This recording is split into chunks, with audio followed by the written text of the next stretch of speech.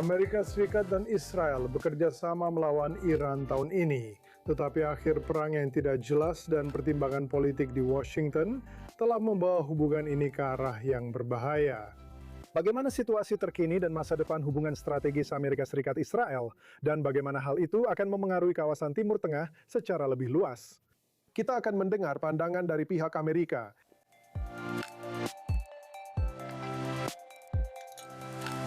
Selamat datang di American View. Bersama saya di studio adalah John Hanna, peneliti senior di JINSA dan mantan penasihat senior keamanan nasional untuk Wakil Presiden Dick Cheney. Terima kasih banyak telah meluangkan waktu untuk bergabung bersama kami di sini. Saya bahkan tidak tahu harus mulai dari mana sekarang. Maksud saya, kerjasama Amerika Serikat dan Israel terlihat sangat baik selama operasi Epic Fury atau Roaring Lion, tergantung dari militer mana Anda berasal. Dan sekarang, saya tidak akan bilang semuanya berantakan, tapi tidak semegah sebelumnya. Apa pendapat Anda saat ini tentang kerjasama antara Amerika Serikat dan Israel di tingkat militer? Di tingkat operasional militer, Mike, menurut saya itu benar-benar luar biasa. Itu benar-benar lompatan kualitas bagi hubungan tersebut. Saya mendengar beberapa orang berbicara dalam beberapa hari terakhir. Mereka mengatakan kepada saya bahwa ini benar-benar perang pertama Israel yang berlangsung dalam bahasa Inggris. Tingkat kerjasama, percakapan yang terus-menerus tentang operasi dalam perang, dan tentu saja keunggulan luar biasa dari militer Amerika. Tapi menurut saya, IDF sekali lagi membuktikan dirinya bukan hanya sebagai salah satu militer terbaik di dunia, tetapi jelas merupakan salah satu, jika bukan yang paling berharga, mitra militer operasional bagi Amerika Serikat dari semua mitra yang kita miliki dimanapun di dunia. jika kita memiliki mitra militer yang sebanding dengan IDF yang beroperasi di Eurasia atau di Indo-Pasifik, itu akan sangat berharga bagi Amerika Serikat. Benar-benar kinerja operasional yang luar biasa dari kedua militer ini, yang tentu saja berbeda dari penyelesaian sebenarnya dari perang tersebut. Perang adalah fenomena yang jauh lebih besar daripada sekedar apa yang terjadi di medan perang. Ini adalah pertarungan kehendak, persaingan kehendak dan ketahanan nasional. Dan siapa yang memiliki kemampuan untuk bertahan lebih lama dari pihak lain. Dan di sana gambaran itu jelas jauh lebih rumit. Jadi mari kita bicara tentang gambaran yang rumit itu, karena bahkan dengan pencapaian militer, itu belum tentu berujung pada kemenangan strategis, setidaknya sampai saat ini. Dan sekarang kita memiliki pertimbangan politik ini, pemilihan paruh waktu yang akan datang di Amerika Serikat, pesan-pesan ekonomi, dan sebagainya. Bagaimana semua itu memengaruhi hubungan ini? Karena kita mendengar lagi suara-suara isolasionis di dalam Partai Republik yang mengatakan, hey, kita perlu ambil sedikit jarak di sini. Kita mendengar suara-suara yang lebih ortodoks di dalam partai mengatakan kita harus mempertahankan aliansi ini. Ini yang terbaik untuk kita dalam jangka panjang. Bagaimana pertimbangan politik ini berperan dalam dinamika militer dan strategis tersebut? Saya rasa tidak diragukan lagi. Maksud saya, kita tidak boleh menutup-nutupi. Ini memang membuat segalanya jadi rumit. Cara perang ini berakhir, ketegangan yang kita alami terkait endgame perang ini, Hasil yang benar-benar kita capai secara strategis di medan perang, apa yang dicapai oleh Iran. Ini adalah gambaran yang campur aduk, ambigu. Ini bukan kemenangan total seperti yang dijanjikan atau digambarkan oleh para pemimpin kita. Jadi menurut saya ada tingkat kekecewaan. Pasti akan ada kecenderungan mencari kambing hitam. Tapi saya pikir pada akhirnya saat ini memang ada dua kepemimpinan di kedua negara. Meskipun mereka jelas bisa berbicara satu sama lain dengan cukup bebas dan terbuka, saya pikir arah keseluruhannya, Baik Presiden Trump maupun Perdana Menteri Netanyahu adalah orang-orang yang sangat berkomitmen pada hubungan ini, yang memahami nilainya bagi kedua negara. Jadi saya memang berpikir ini bisa dikendalikan, tapi memang membutuhkan orang-orang yang mampu menyesuaikan hubungan, termasuk hubungan strategis, dan memikirkan agenda ke depan yang benar-benar membawa kita ke tingkat berikutnya. Anda tahu, ini menarik. Beberapa orang mengatakan bahwa di balik layar, Perdana Menteri Benjamin Netanyahu yang mendorong kemenangan singkat ini, tetapi dia tidak pernah benar-benar mengatakannya secara terbuka. Sementara itu, pemerintahan Trump terus-menerus mengatakan bahwa ini akan menjadi kemenangan cepat yang pada akhirnya tidak bisa mereka wujudkan. Apakah semua ini hanya tenggelam karena ekspektasi yang terlalu tinggi? Ya, menurut saya, siapapun yang berpikir bahwa presiden benar-benar siap untuk kampanye panjang berbulan-bulan atau bahkan bertahun-tahun untuk menumbangkan rezim Iran, itu salah. Saya rasa mungkin ekspektasi mereka terhadap presiden terlalu tinggi. Ini adalah seorang pria yang memikirkan Venezuela, memikirkan Perang 12 Hari, dan Midnight Hammer, operasi yang sangat cepat, sekali dilakukan, lalu selesai, yang menghasilkan, Anda tahu, keberhasilan militer yang signifikan. Dan saya rasa dalam kasus perang ini, karena berbagai alasan, beberapa asumsi yang keliru, beberapa perencanaan yang buruk, semuanya tidak berjalan seperti yang diharapkan. Dan ketika bulan April tiba dan presiden melihat bahwa pihak Iran tidak akan goyah semudah yang ia harapkan, saya rasa ia dengan sangat cepat mulai mencari di mana jalan keluar itu akan muncul. Maksud saya, kalau Anda berada di pihak Israel sekarang, IDF dan pemerintah Israel, apakah Anda sedang berusaha aktif untuk memperbaiki hubungan sekarang dengan pemerintahan Trump? Apakah ada alasan untuk kembali ke pemerintahan dan berkata, "Hei, mari kita bekerja sama dalam hal ini. Hei, masih ada cara untuk mencapai tujuan di bidang ini." Atau apakah Anda mundur pada titik ini dan menyadari bahwa pemerintahan tampaknya sudah beralih dari itu dan mengambil jalan keluar itu? Ya, tebakan saya itu yang terakhir, bahwa setidaknya terkait dengan kampanye Iran saat ini, saya rasa Israel sudah mengambil keputusan. Trump yang mengendalikan ini. Itu akan terjadi. Apapun yang terjadi akan terjadi sesuai jadwalnya dan menurut rencananya.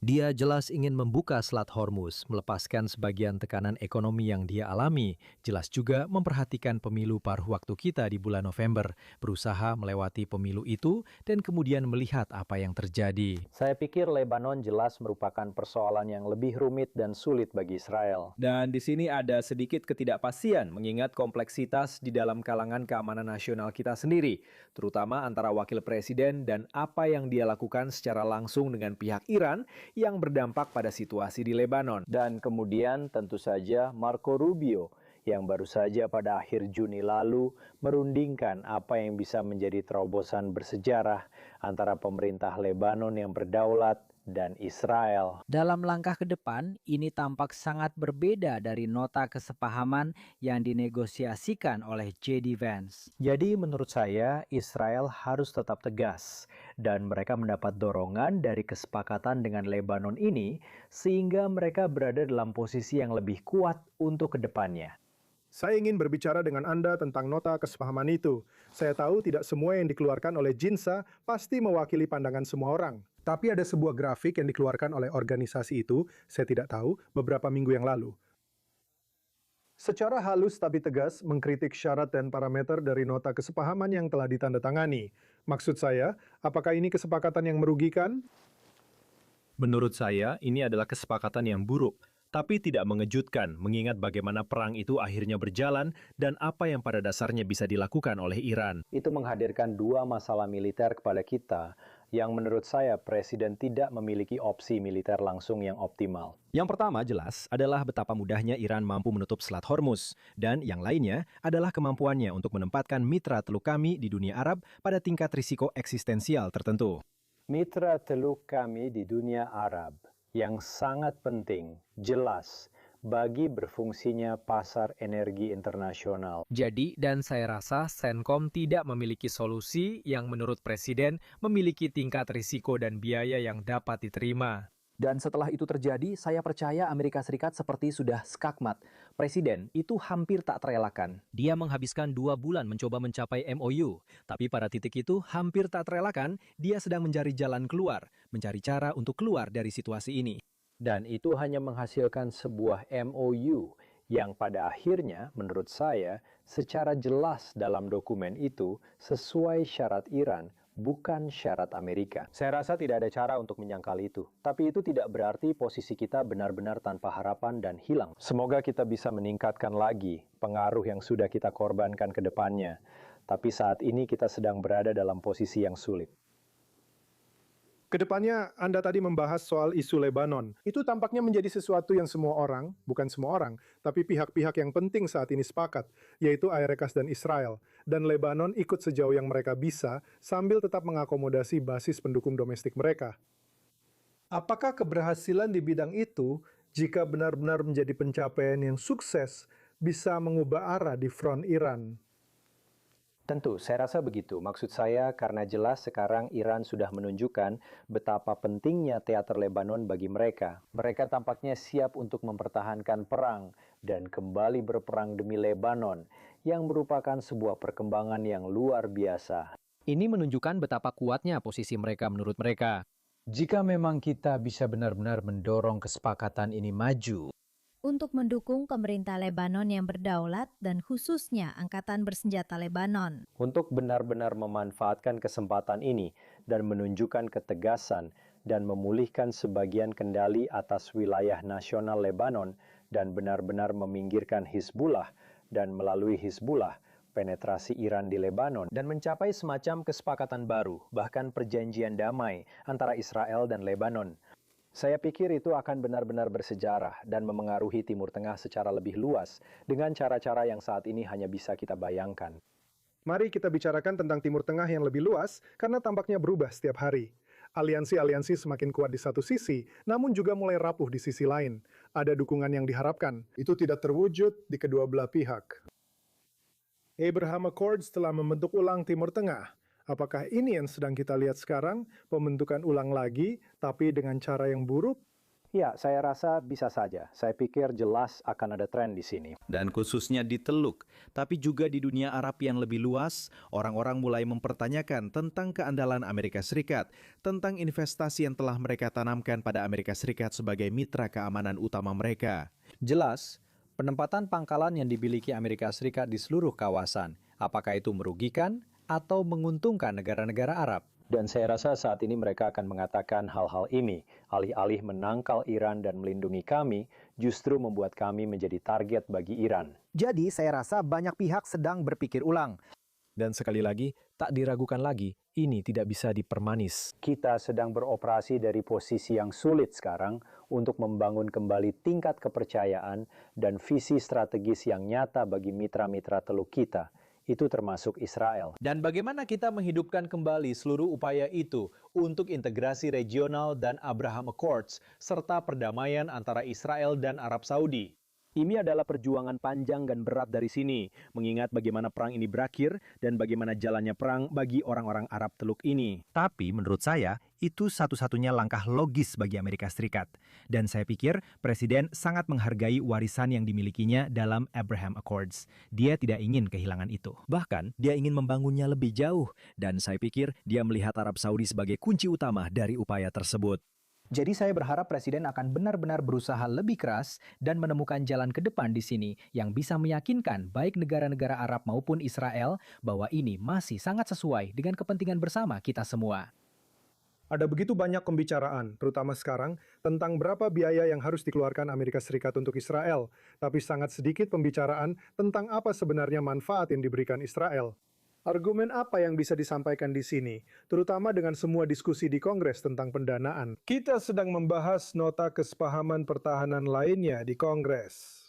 Bagaimana argumen itu bisa disampaikan oleh mereka yang mendukung Israel, hubungan Amerika-Israel, bahwa hubungan ini memang menguntungkan dan layak didanai?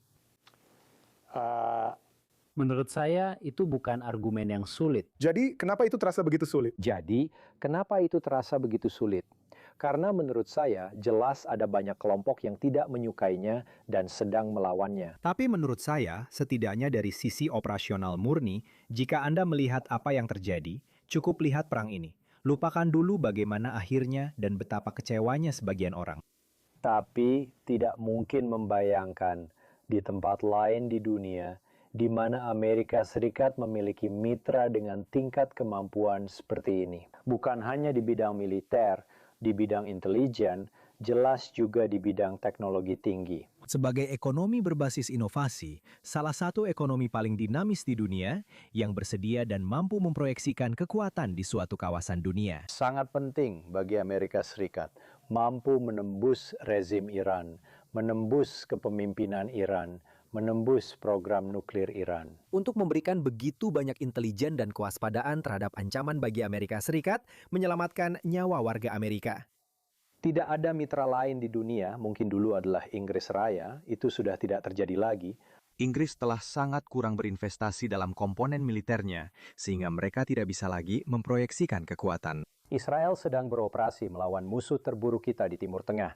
Anda tahu, sekitar 1.050 hingga 1.500 mil dari pantainya sendiri. Sekali lagi, atas nama kepentingan bersama, kita dalam melemahkan ancaman yang telah ditimbulkan Iran selama 47 tahun, tidak hanya terhadap kawasan tersebut, tetapi juga terhadap warga negara Amerika dan tentara Amerika di bagian dunia itu. Sekali lagi, saya katakan, jika kita memiliki sebuah negara yang berada dalam jangkauan Moskwa atau dalam jangkauan Beijing, yang mampu beroperasi secara militer dan intelijen melawan musuh utama kita.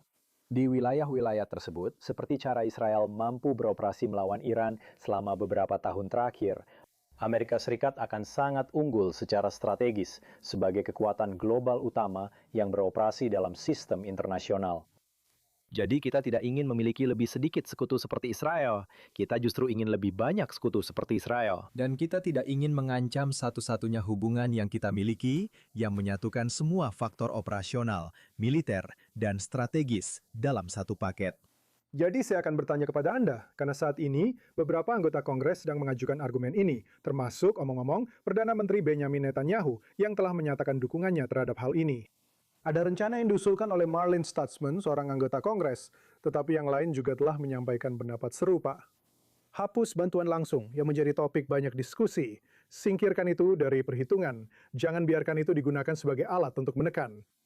Fokus lebih pada kerjasama antar militer, mengintegrasikan struktur militer bersama-sama. Itulah jalan ke depan, kata beberapa orang, dan pada akhirnya akan lebih bermanfaat dalam jangka panjang. Apakah itu juga pendapat Anda? Ya, saya setuju.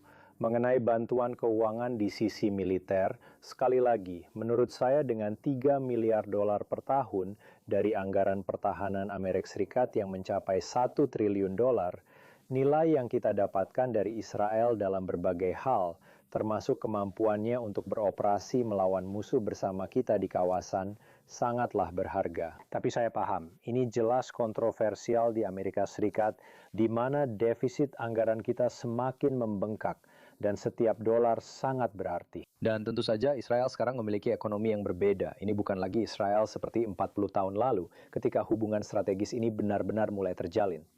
Jadi saya mengerti, mungkin Israel bisa bertahan dengan bantuan keuangan yang lebih sedikit, dan Amerika Serikat sekarang juga kurang bersedia memberikan bantuan keuangan kepada pihak-pihak lain di seluruh dunia. Jadi masuk akal bagi saya bahwa kita memang membutuhkan jalan keluar secara bertahap. Tapi kita harus melakukannya dengan cara yang tidak menunjukkan kelemahan dari kemitraan strategis kita, tidak menunjukkan perbedaan besar antara Amerika Serikat dan Israel. Tapi justru menyatakan bahwa ini adalah kisah sukses bagi Amerika Serikat dan Israel dalam menghentikan bantuan tersebut. Dan sekarang kita bergerak ke masa depan untuk benar-benar membawa kemitraan strategis ini ke tingkat yang sama sekali baru. Dan itu berarti memanfaatkan kemampuan litbang bersama kita untuk mengembangkan sistem dan solusi untuk masa depan di berbagai bidang, seperti AI, pertahanan rudal, cyber, dan komputasi kuantum.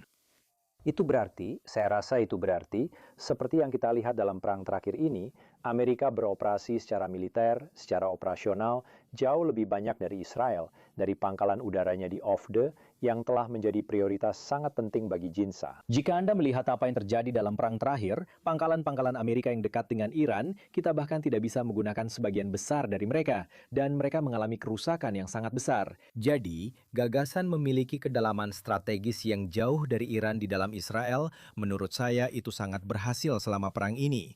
Dan sekarang, kita harus memperkuatnya dan membawanya ke tingkat berikutnya. Jadi, menurut saya, ada banyak hal di masa depan yang tidak melibatkan bantuan keuangan yang akan menjadi keuntungan bagi kedua belah pihak dan seharusnya kita semua pikirkan. Dan saya pikir itulah arah yang akan dituju kemitraan strategis ini.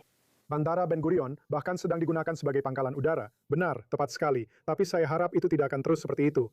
Saya ingin berbicara dengan Anda tentang CENTCOM karena ada integrasi Israel. Ini sudah direncanakan cukup lama, akhirnya berjalan dalam beberapa tahun terakhir, integrasi secara regional dengan sekutu Amerika lainnya di Timur Tengah. Seberapa besar integrasi itu, kemajuannya, akan terdampak akibat perang ini ketika hubungan antara Amerika Serikat dan sekutu-sekutunya di Teluk sedang sangat rapuh saat ini. Ya, pertama, izinkan saya mengatakan bahwa memasukkan Israel ke dalam CENTCOM adalah sesuatu yang telah didorong oleh organisasi saya, JINSA, beberapa tahun sebelumnya.